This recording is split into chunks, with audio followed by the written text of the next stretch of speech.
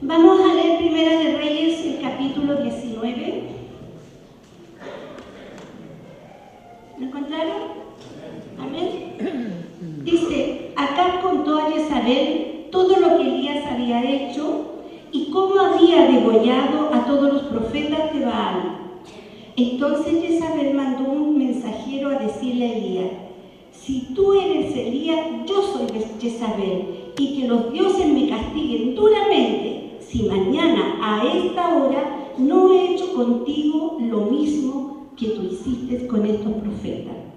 Elías se dio cuenta de que corría peligro y para salvar su vida se fue a Berseba, que pertenece a Judá, y allí dejó a su criado.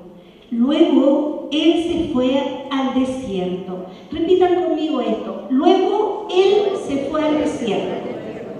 Él se fue al desierto. Y caminó durante un día, y hasta que finalmente se sentó bajo un enebro. Era tal su deseo de morirse que dijo: basta ya, Señor, quítame la vida, pues yo no soy mejor que mis padres. Y se acostó allí bajo la retama o del enebro y se quedó dormido. Pero un ángel llegó y tocándole le dijo: levántate y come. Elías miró a su alrededor y vio que cerca de su cabecera había torta cocida sobre las brasas y una jarra de agua. Entonces se levantó, comió y bebió, y después se volvió a acostar. ¿Qué hizo? Se volvió a dormir. Esta es la versión popular, pero en la Reina Valera dice: se volvió a dormir. Pero el ángel del Señor vino por segunda vez y tocándolo le dijo: levántate y come, porque si no el viaje será demasiado largo para ti. Elías se levantó, comió, bebió, y aquella comida le dio fuerzas para caminar 40 días y 40 noches hasta llegar a Horeb, el monte de Dios. Y al llegar entró en una cueva y allí pasó la noche. Pero el Señor se dirigió a él y le dijo: ¿qué haces aquí, Elías? ¿Cómo le dijo el Señor? ¿Qué haces aquí, Elías?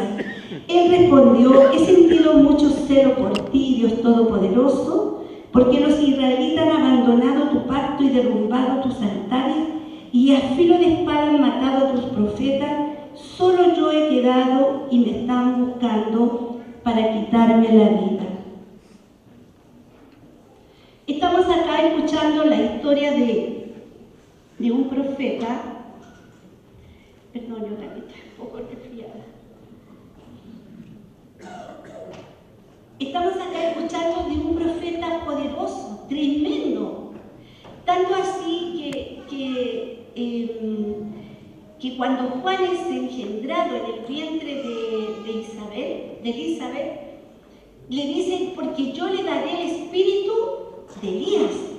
O sea, estamos hablando de un tremendo profeta que se había levantado con tanto poder, con tanta gloria, y sin embargo este hombre en este momento estaba temeroso.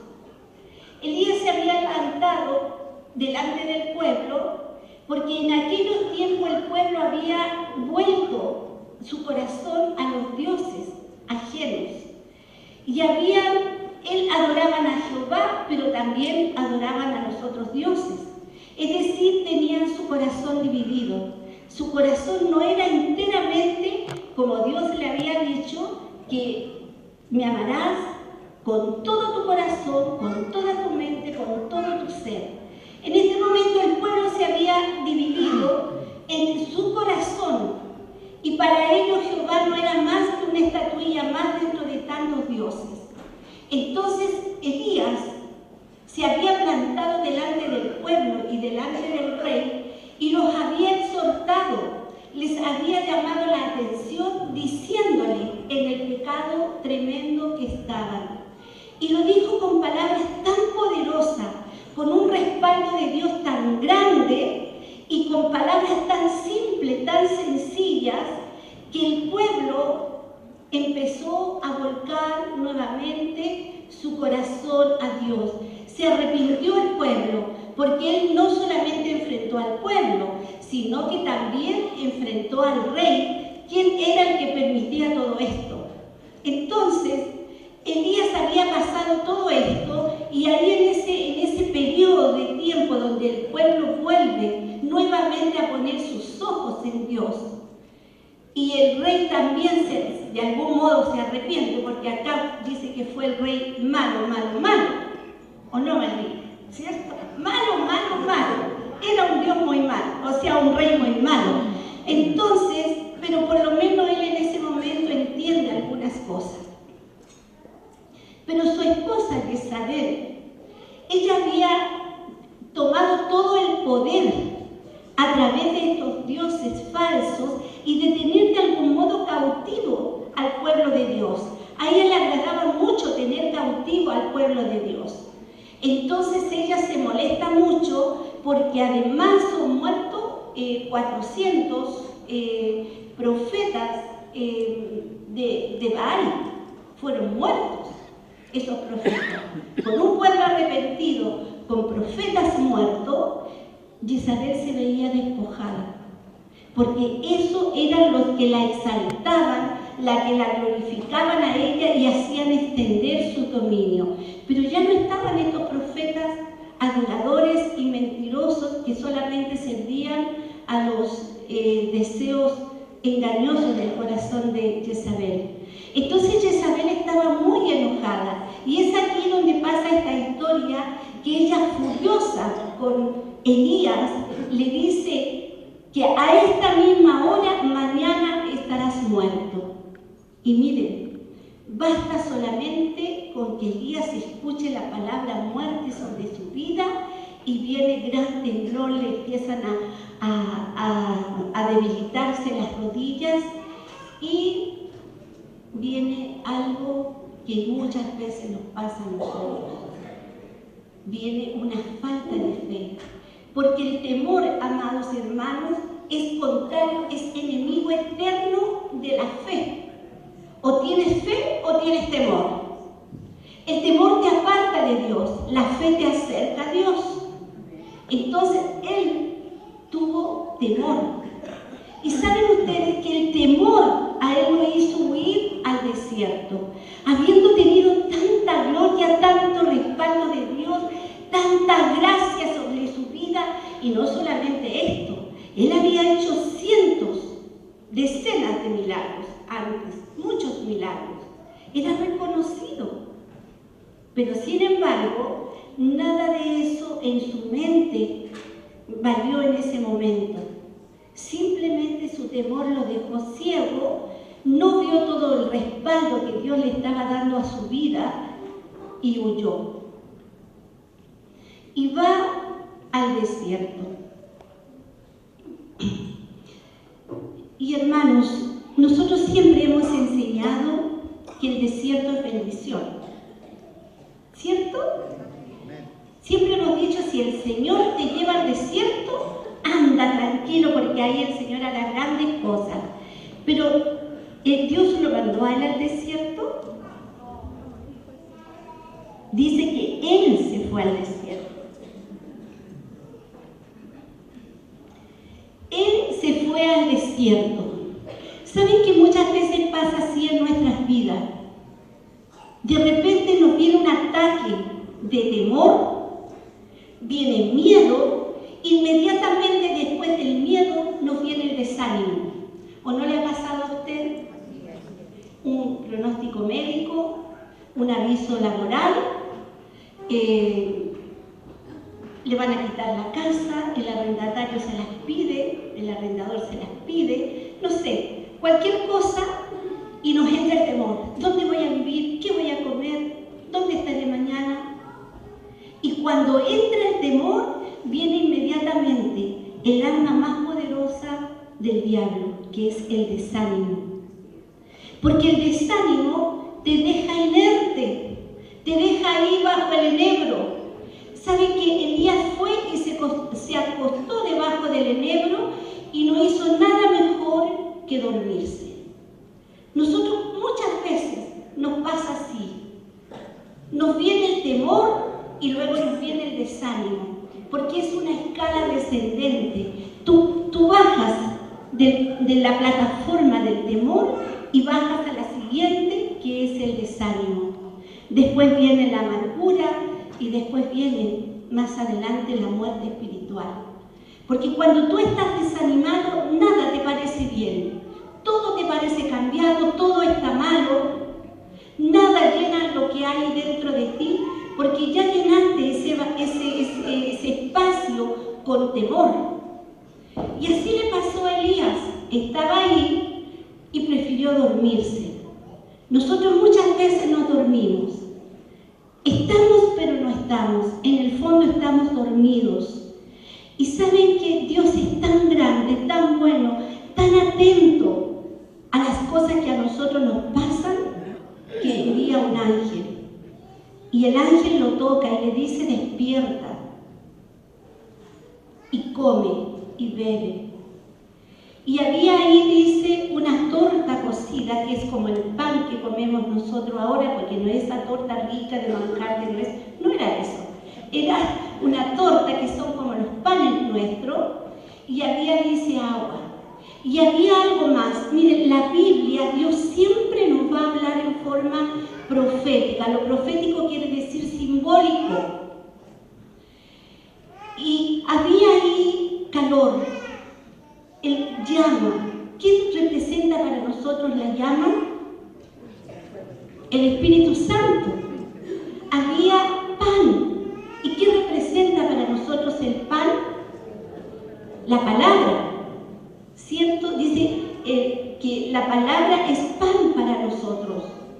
Entonces, el ángel le estaba ofreciendo que comiera para que tuviera fuerzas. Y así muchas veces cuando nosotros estamos en desánimo y estamos con la palabra, a veces la tenemos a un lado.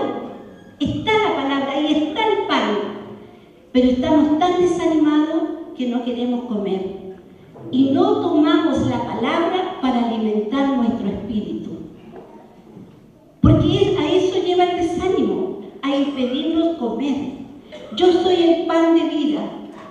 El que de mí come, nunca tendrá hambre. Y si dice que la palabra nos va a dar el ánimo, nos va a dar la fortaleza, era lo que el ángel le estaba diciendo en ese momento a Elías. Come, le dice. Come. Y Elías, ¿sabe lo que hace? Come, bebe, ¿y qué hizo? Se volvió a dormir. ¿Cuántas veces nosotros hemos estado en esa situación? Estamos tan desanimados y viene alguien y nos trae pan. Hermano, hermana, anímate, el Señor te ama. Mira, el Señor te quiere, hay propósitos para tu vida, no estés desanimado. Y comemos, sí, es verdad, se va el hermano, nos dormimos otra vez. Estamos repitiendo la historia de Elías, sabiendo que hay tanto respaldo de Dios para nuestra vida, hay tanto poder que Dios quiere derramar a través de nosotros para el pueblo, pero sin embargo nos quedamos siempre dormidos. Entonces ahí el ángel por segunda vez vuelve a tocar a Elías y le dice: come y bebe, porque necesitarás de fuerza para poder cruzar el desierto. ¿Quién lo estaba mandando al desierto ahora? ¿Es diferente o no es diferente?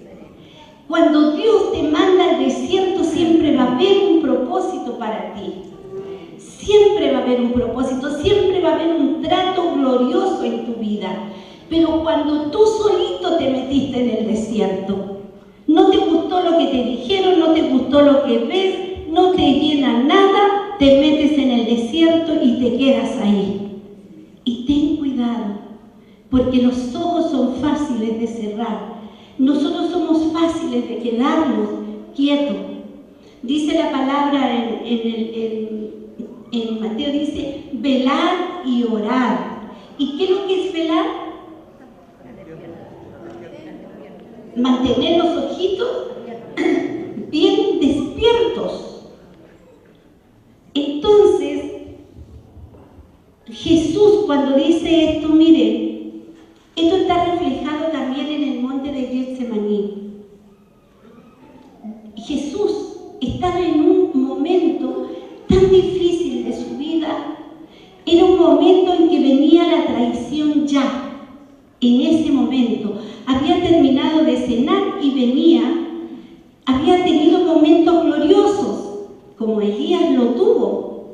Momentos gloriosos en que fue levantado en un pollino y decían Hosana, Hosana al Rey. Había sido magnificado por el pueblo.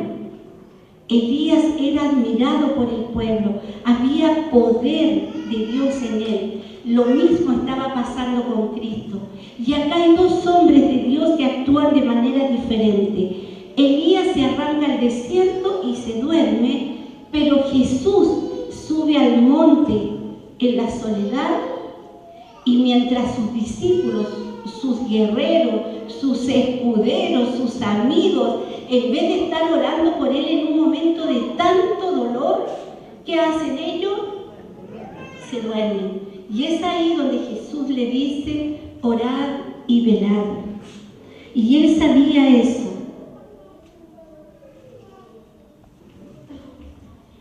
Él sabía que tenía que orar y velar. Porque, hermanos queridos, cuando estamos en un momento de aflicción, cuando estamos en un momento de dolor, antes que entre el temor, nosotros debemos orar y velar. Debemos estar atentos a lo que pasa a nuestro alrededor, a lo que Dios nos quiere decir, a donde Dios nos quiere llevar. Y para eso tenemos que comer el pan. No hay otra forma. Tenemos que comer el pan y beber el agua. Así que Jesús pudo pasar todo ese momento amargo, todo ese momento de tristeza, nada más que porque Él se puso de rodillas delante del Padre y le dijo, Señor, si está en tu voluntad, que pase de mí esta copa amarga, pero si no, hágase tu voluntad conmigo. Él se puso de rodillas, estaba velando, estaba atento al propósito que Dios había puesto para su vida. Pero Elías no estaba alerta, sino que había un propósito para su vida tremendo. Dios lo estaba usando, pero maravillosamente. Sin embargo, fíjese que él aparta hasta su criado. Primero lo deja y después se va al desierto.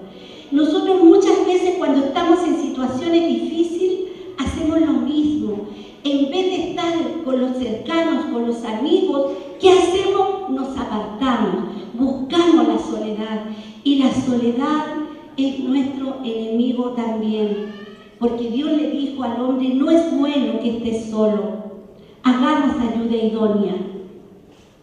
Entonces, la soledad no es buena. Y ahí estaba Elías, acostado en el desierto, y dice que en este momento, en un momento de esto, Elías está tan desalentado, que le dice, Señor, mejor quítame la vida, porque no soy mejor que mis padres. Quítame la vida. Era tanta la depresión que había en él, y la depresión siempre, amados, nos va a llevar a la muerte. ¿Quiénes son las personas que se suicidan? ¿Son aquellos que viven alegres y contentos? No. Son los que están con depresión. Y la depresión espiritual también a nosotros nos va a traer muerte. Era tanto lo que él estaba tan deprimido que le dijo, Señor, quítame la vida. Él ya no quería vivir. En ese momento es cuando Él lo mete en el desierto, pero lo mete bien en el desierto, porque él tuvo que caminar 40 días y 40 noches hasta que llegó al monte Horeb, que es símbolo de la presencia de Dios. Dios nunca te va a dejar en un desierto donde no esté su presencia. Y sabe que llega Elías ahí, ¿y qué hace? Se mete a una cueva. O sea que Elías estaba más que depresivo.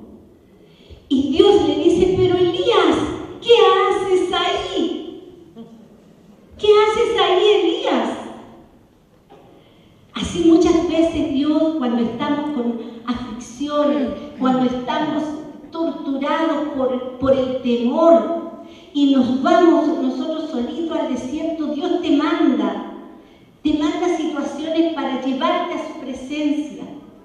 Y llegamos a su presencia, pero nos metemos en una cueva. Y ahí nos quedamos en una cueva oscura, húmeda, con menos posibilidad, por lo menos antes estaba a la luz del día, en el aire fresco, pero ahora él estaba metido en una cueva. Entonces nosotros muchas veces vamos a pasar situaciones muy difíciles en nuestras vidas y vamos a desear tanto, incluso hasta morirnos. Y cuando digo morirnos, no estoy hablando de una muerte, no estoy hablando tanto de una muerte física, sino que de una muerte espiritual. Cuando nosotros estamos en ese tipo de depresión, muchas veces nosotros dejamos que se mueran los sueños de Dios que están en nosotros. Dejamos que se mueran los propósitos de Dios que están en tu vida. Dejamos que se mueran los planes que habías puesto tú delante de Dios para que los bendijera. La depresión siempre va a traer frustración. Ahora, todo el temor y toda la frustración siempre, decía, nos va a alejar del plan de Dios. Dice, hay una historia que cuenta, es una historia ficticia, por si acaso. Dice que Dios estaba tan aburrido ya con el demonio y todas sus cosas y sus líos, que le dijo a Satanás, quiero que me devuelvas todos los demonios, porque yo los voy a encarcelar, así que te quedas solo. Y dice que el diablo le dijo, te puedo pedir que solamente me dejes uno. Entonces Dios le dijo, ¿cuál quieres? El más pequeñito de todos, el menos notorio de todos. Y le dijo, déjame el desaliento, el desánimo. Porque esa es un arma tan poderosa, tú no te das cuenta cómo el desánimo te hace irte en tus ideas vagas por el desierto. Te vas enredando y te vas enredando y el desánimo finalmente te va a llevar a la amargura, a la depresión y finalmente a la muerte. Ahora, estar debajo del enebro no es un lugar para un hijo de Dios. El abandonarse, quedarse tirado no es lo que Dios quiere que hagas. Pero saben que acá Elías dijo algo, no soy mejor que los demás. No soy mejor que los demás. Cuando tú reconoces tu debilidad, cuando tú reconoces tu estado, Dios prontamente viene en tu auxilio. Pero muchas veces nosotros nos olvidamos y empezamos a decir, no, pero es que yo soy fuerte, es que estás muriendo de desaliento, pero estás pensando que eres fuerte.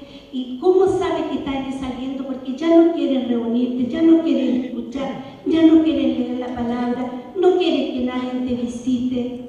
Hay desaliento, encuentras que todo está malo. Hay desaliento, amado, ahí hay desaliento. Entonces, cuando tú estás en un desierto, no debes dormir. Debes estar alerta. ¿Y saben por qué pasa esto? Ustedes dirán, pero pastora, yo he pasado por esto, pero cuando estoy es como que no me doy cuenta y me cuesta salir. A mí me ha pasado, por lo menos a mí me ha pasado, no una, sino que varias veces, en que te entra un desaliento que sientes que ya la cosa no da para más. Nos ha pasado, yo no soy mejor que ustedes, no soy mejor que mi esposo, no soy mejor que nadie. Como decía Pablo, soy el más pequeño de todos, pero en ese momento tú te preguntarás, ¿pero por qué me pasa esto? Y saben que dice la palabra, tú eres llamado de Dios. ¿Tú eres llamado de Dios? Amén. ¿Eres escogido? Amén. Dios te ha hecho rey y sacerdote. Amén. ¿Cierto? Esos amén me gustan. Miren lo que dice la palabra en 2 de Corintios.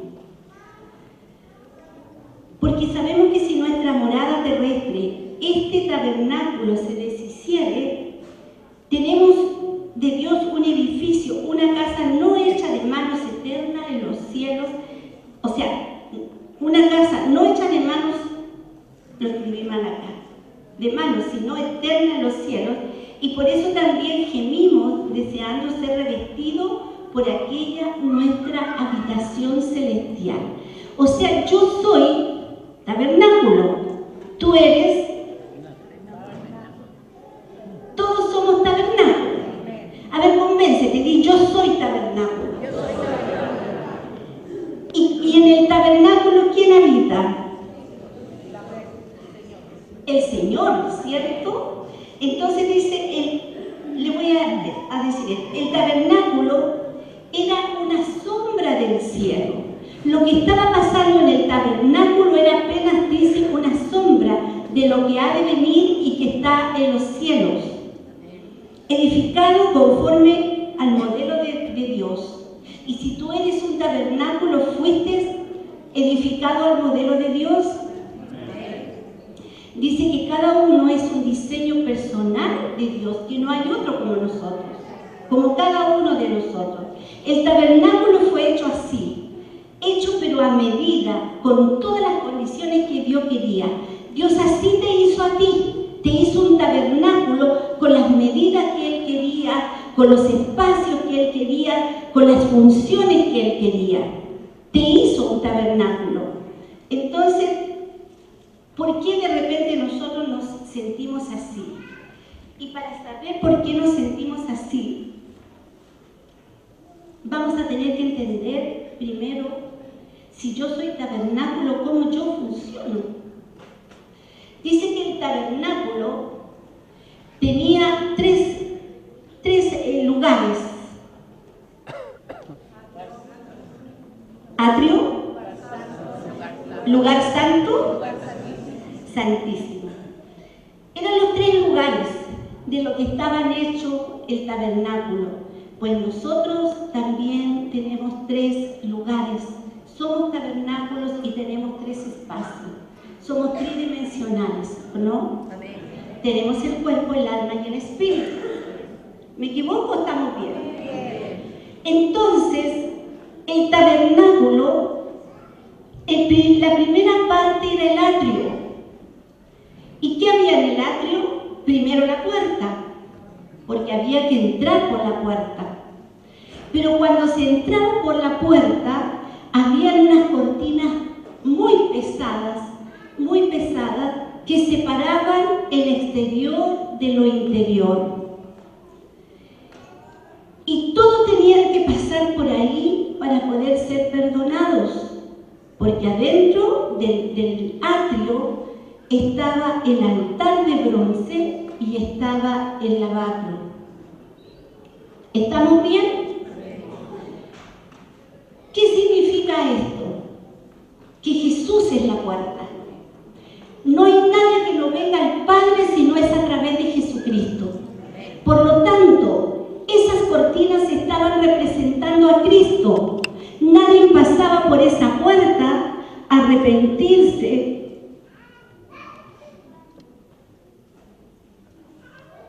si primero no pasaba por Cristo. Por eso que cuando Cristo es crucificado, las cortinas dice que fueron rasgadas.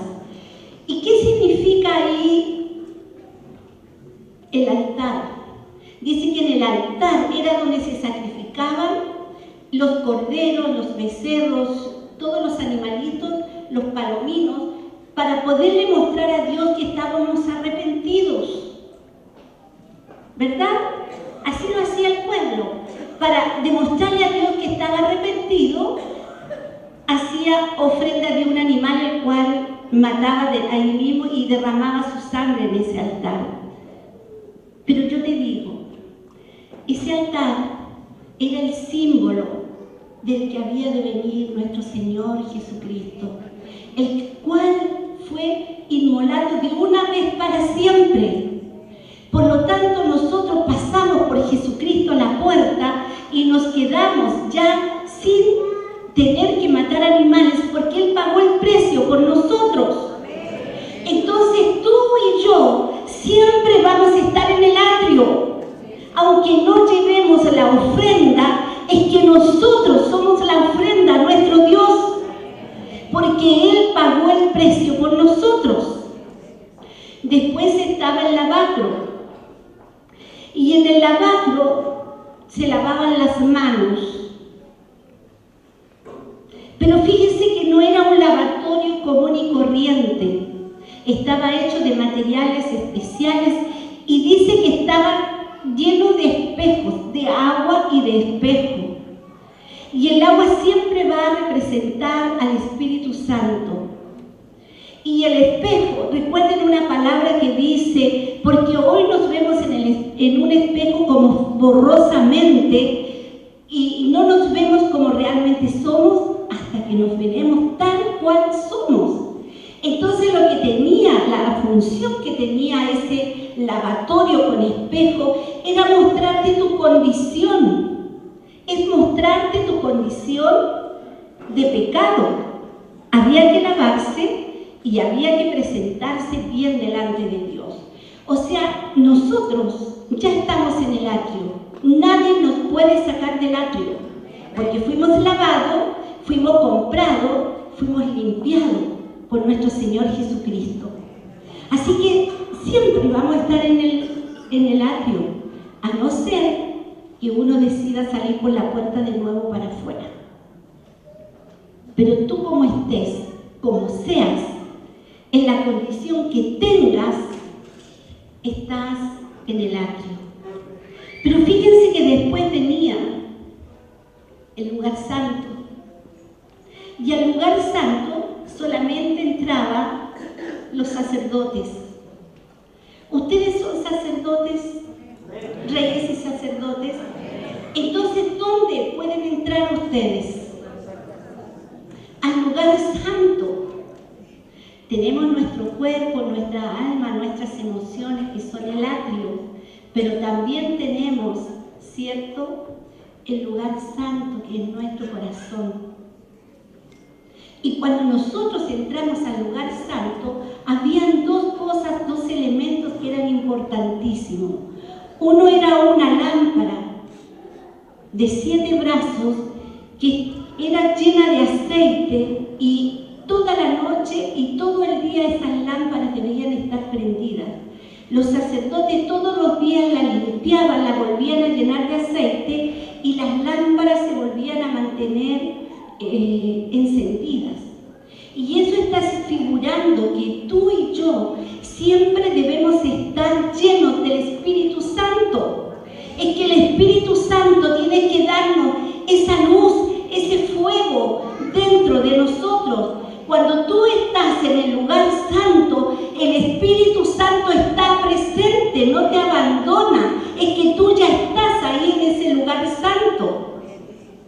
Y también en el lugar santo estaba el incienso, que era cuando el sacerdote levantaba el aroma fragante hacia Dios. ¿Y cuál es el aroma, el incienso de este tiempo?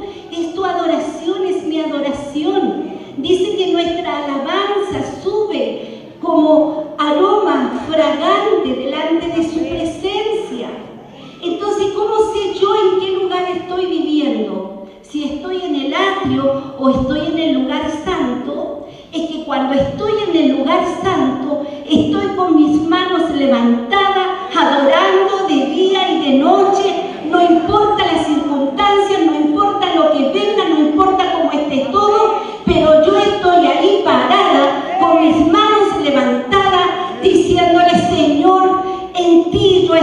mi socorro viene de lo alto. Ese es mi Dios. Ahí yo estoy en el lugar santo. Y el lugar santísimo solamente podía entrar el sumo sacerdote. Y era un lugar donde se exigía tal santidad que si Dios llegaba a encontrar una falla en el sacerdote, fíjense bien, el sacerdote dice que se ataba una cuerda, no recuerdo si en la cintura o en el pie, una cuerda, porque él entraba al lugar santísimo a interceder por el pueblo, pero si Dios le encontraba una falla, un pecadillo escondido, era muerto inmediatamente. Y él en su ropa llevaba unas campanillas de oro. Entonces cuando él se movía orando, esas campanillas sonaban y el pueblo escuchaba que el sumo sacerdote estaba orando. Pero cuando no se escuchaban esas campanillas, el pueblo tiraba la cuerda, porque quería decir que el sumo sacerdote estaba muerto. Y como ellos no podían entrar al lugar santísimo, lo tiraban y lo arrastraban con la cuerda hasta sacarlo fuera del lugar santísimo. Pero mira cuán grande y maravilloso es nuestro Dios, que nos permite entrar al lugar santísimo sin miedo a morir como moría el sacerdote. Pero ¿qué pasa cuando tú estás en ese lugar santísimo? Solamente tú y yo. Es que tú estás delante de la presencia de Dios y nada importa. Nada importa de lo que está alrededor, solo tú y yo, Señor. Nada, pero absolutamente nada. Yo quiero contarles que una vez yo viví una experiencia tremenda hace muchos años. No la he vuelto a vivir y es un hambre de vivirla, pero tenía poco tiempo de convertida, como 3 años, y yo me acuerdo que empecé a adorar a Dios con todo mi ser, con todo mi corazón, y de pronto siento y veo que viene una luz tremenda, pero enorme, y cae sobre mí, y yo caigo al suelo, y arrastro las sillas. Por lo tanto, llamé bastante la atención. Bueno, después me enteré de esto, pero en ese momento yo lo único que sentí es que yo caí, así, como saco plomo al suelo. ¡Pam! Caí al suelo. Y saben que esa luz me llenaba. Yo sabía que era Dios que estaba parado delante de mí. Era tan grande su presencia, tan soberana, que yo me sentí una pobre pecadora, me sentía pequeña, me sentía no estar digna, pero al mismo tiempo era tan grande algo que había de adentro, el amor, era algo tremendo, algo que no cabe en tu corazón. Y yo estaba ahí adorando, y era como que Dios hablaba a mi mente y yo le hablaba con mi mente a Él, porque no había un diálogo de palabras. Y Dios me dice, tienes que volver. Y yo le digo, no, Señor, por favor, déjame acá, yo quiero estar eternamente acá, déjame acá. Y Él pone la imagen de mis hijos que eran pequeños. Y los veo, pero ni eso me hizo querer volver. Yo le decía, no, Señor, por favor, no te vayas. Y mientras pasaba esto, se paró gente y me empezaron a tocar, a abrazar, a echar fuera el espíritu de no sé qué y el espíritu de no sé qué, y trataban de liberarme, y yo no quería que nadie me tocara, yo quería estar ahí a los pies de Dios y quería sentir eso por siempre, que es algo que tú no lo puedes explicar, es tremendo, tremendo. Y cuando yo abro los ojos, los hermanos me empiezan a decir, no te preocupes, ya todo va a pasar, todo lo malo, Dios tiene el control. Y yo decía, Señor, ellos no pueden entender lo que yo estoy sintiendo. Es que cuando tú estás en el lugar santísimo no importa nada, pero nada, de nada. No importa lo que tú importa lo que te quiten, pero es que quieres estar en el lugar santísimo. ¿Y sabe por qué Elías estaba con tanta depresión? ¿Por qué Elías prefería dormir? Porque estaba en el atrio. Había estado en el lugar santísimo, pero había cerrado sus ojos, no había comido el pan. Y se salió del lugar santísimo para ponerse en el atrio. Y muchas veces tú y yo nos quedamos en el atrio. Y decimos, hermana, puedes orar por mí porque a ti el Señor te escucha. Si eres rey, eres sacerdote, tú puedes estar en ese lugar santísimo. Pero tenemos que comer el pan ajeno porque no comemos el pan nosotros, estamos debilitados. Y miren, Apocalipsis dice lo siguiente: las bodas del Cordero, no me lo sé textualmente, pero leía, las bodas del Cordero, dice, comenzaron las bodas del Cordero, y dice que el Cordero estaba la novia, el Cordero, eran las bodas, y dice, delante de multitudes de testigos, mientras muchos, dice, estaban sentados a la mesa. Cuando tú puedes entender esta palabra, es que yo no quiero estar en la multitud de testigos, yo quiero estar en la mesa de mi Dios. Yo quiero estar sentada junto a Él. Las bodas del Cordero, yo quiero estar sentada junto a Él. Yo no quiero ser de la multitud de testigos. Y la iglesia actual, amados, está en el atrio, está en el lugar de los testigos. No tienen que ser testigos, tienen que estar en el lugar santo, en el lugar santísimo. Tenemos que estar en ese lugar.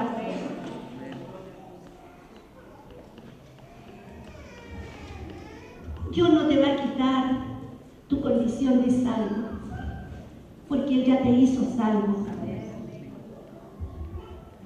Pero vas a estar ahí, vamos a estar ahí si yo también dejo que mis ojos se duerman y me quedo en el desierto. Elías, ¿qué haces ahí? Dios te dice, María, ¿qué haces ahí en el atrio si te estoy esperando en el lugar santísimo? María, Pedro, Juan, quien sea. ¿Qué haces ahí? Te estoy esperando en el lugar santísimo. Yo quiero estar en una comunión tremenda. Y saben que es en el lugar santísimo donde Dios te habla, donde tú aprendes a conocer el corazón de Dios, aprendes a escuchar sus palabras, donde Dios te habla a través de un hermano, a través de la palabra escrita, te habla a través de un sermón, te habla a través de tu pastor, tu pastora, te habla a través de un amigo y hasta te habla a través de un inconverso. Pero Dios siempre te va a hablar, Dios siempre va a estar atento a ti. Somos su tabernáculo, pero tú vas a elegir y yo voy a elegir en cuál de los lugares voy a quedarme morando. Por eso que viene el desánimo, por eso que viene el desánimo y no podemos salir de ahí. Entonces de hoy en adelante, cuando tú estés en el desánimo, cuando estés viendo que está todo malo, que nada sale bien, que no sé, no voy a poner casos, pero hay tantas cosas que no nos gustan, tantas cosas que quisiéramos cambiar, porque estás en el atrio, estás mirándolo todo, todo. Pero cuando estás en el lugar santo, estás levantando incienso. Cuando levanto mis manos, mis penas se van. ¿No dice así la alabanza? Cuando levanto mis manos, mis cargas se van. Está maravilloso. Y cuando estamos con las manos levantadas, queridos hermanos, no tenemos tiempo para mirar para los lados. Es que miramos mucho para los lados cuando estamos en el atrio. Cuando sientas que están todas las cosas malas, di, Señor, creo que estoy en el atrio. creo que estoy en el atrio, entraré al lugar santo.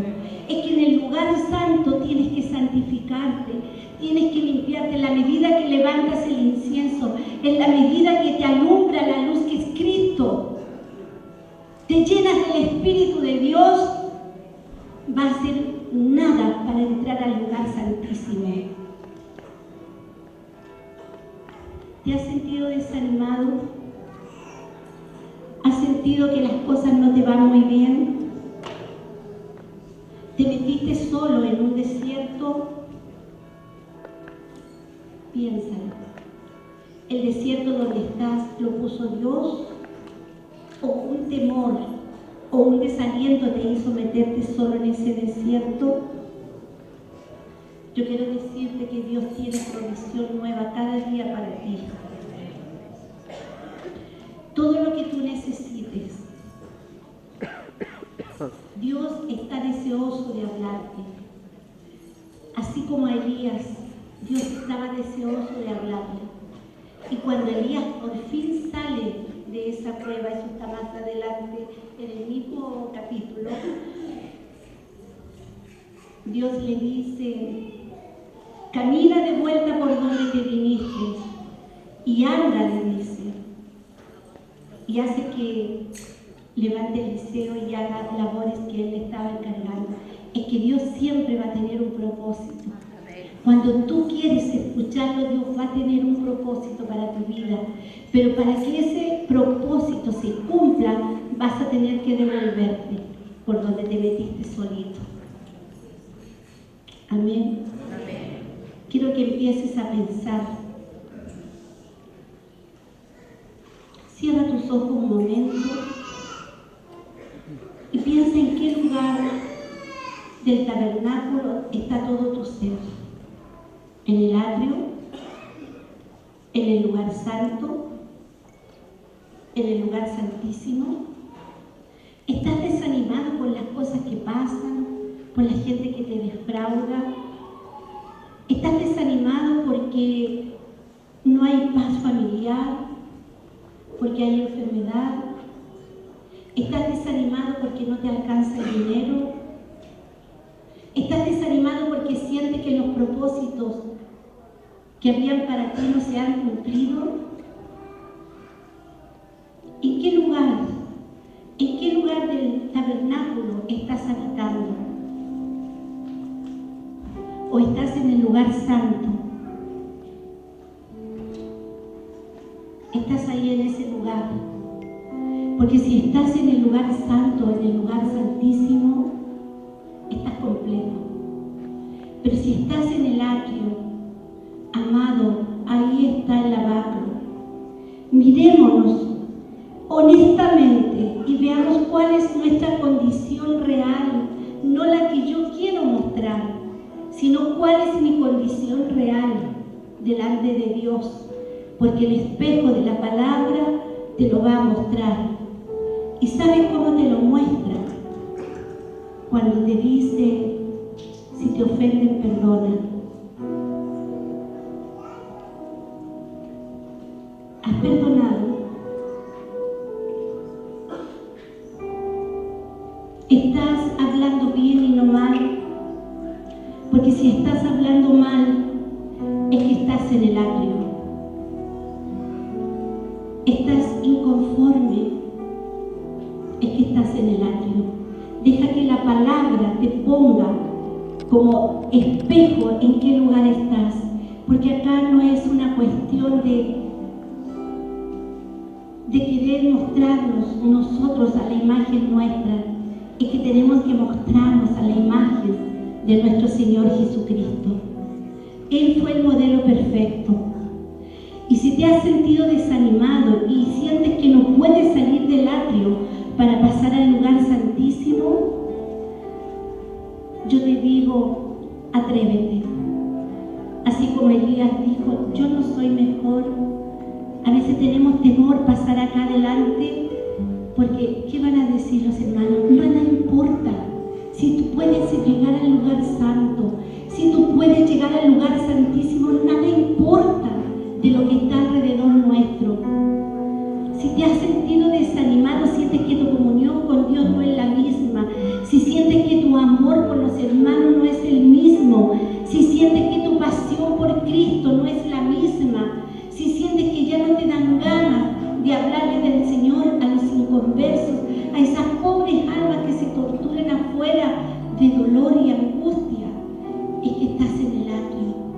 Pero Dios hoy te dice y te hace una invitación: ven, pasa, déjame empujarte, deja darte la palabra, deja darte el pan para que pases al lugar santo.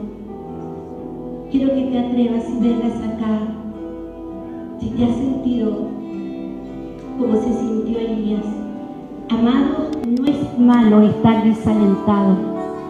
Lo malo es quedarse desalentado toda la vida. No es malo sentirse derrotado o haber tenido temor. Lo malo es quedarse con el temor y quedarse con el desaliento. Pero Dios no te quiere ahí.